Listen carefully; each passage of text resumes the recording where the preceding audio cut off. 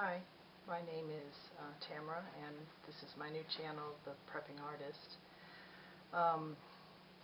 This isn't the video that I had planned on making for my first video with this new channel, but I've been watching a lot of you out there talking about the things that are going on with the guns and the attempted control that the government is trying to force down all of our throats, and I had shared my story about how my handgun had saved my daughter's life and possibly my son's and myself when they were younger, and I shared this with a few people privately, and it was suggested that I make a video about it, and that was the RumpledOne that had suggested it, and I had told him that I would consider it. And then I saw Jay Null Zero's video on the scenario of the family out at the lake watching the 4th of July, and that struck such a chord with me that I thought, you know, those scenarios really do happen. People really do have to defend their families, and I know this for a fact because it happened with me. Back when my children were grade school age, I mean they're in their 30s now, but back when they were grade school age, I guess my daughter must have been in 5th grade and my son was in 4th. We lived in a relatively quiet neighborhood. It was close to their school. Most of the families had school-age kids or they were retired couples. The neighborhood was pretty much uneventful as far as any dramatic things happening, until this family moved in next door to me. They had 3 sons, ages I think 11 to 17. I think they had a daughter, but you know, I never saw her that much, and the mother and the father. And almost from the beginning of them moving in, the neighborhood started having problems. These boys would walk around the neighborhood terrorizing other kids.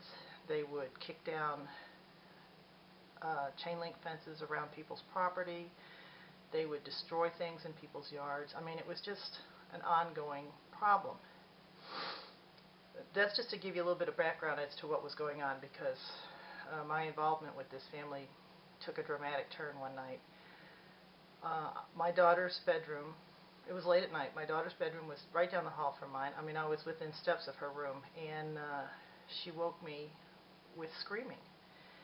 And I ran to the room, and I mean, there was nothing there, and she was saying that she had heard something at her window. Now, her bedroom windows faced across our yard to the neighbor's property. Excuse me, allergies. So I checked the windows, and I found that one of the screens was, somebody had been trying to lift the screen. So of course I called the police, and they came out and they wrote their reports, yada yada yada. I'm sure you all know how that goes. Well, the next night I had decided that, I don't know, call it mother's instinct, just gut feelings. I just had a feeling that we had not seen the end of this. And so when my daughter went to sleep, I had decided to sit in her doorway in the dark house with my handgun and just wait to see if this person was going to try and return. And after a few hours, I heard noise at the window, and this individual actually managed to get the window open. And as they proceeded to come through the window, I proceeded to shove my .357 into their forehead, and I told them I was going to kill them. They immediately backed out and took off running, and I recognized who it was. It was the 17-year-old from next door. And so again, I called the police. I told them what had happened, and their response to me was, "What do you want us to do? Put a mentally ill teenager in jail?" And they refused to arrest him.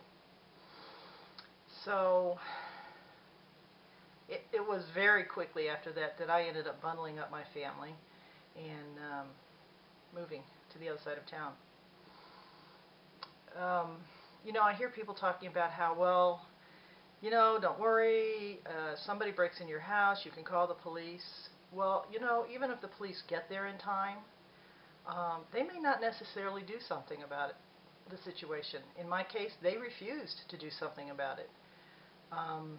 More often than not, they don't get there in time.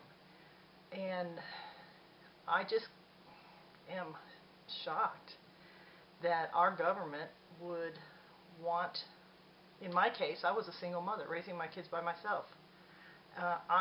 I'm absolutely shocked that our government would think that it was okay for people such as myself or the elderly or whatever your situation might be to not be able to defend ourselves or our family.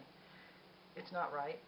And I know for a fact, had I not had that gun, there would have been no way I could have overpowered this kid.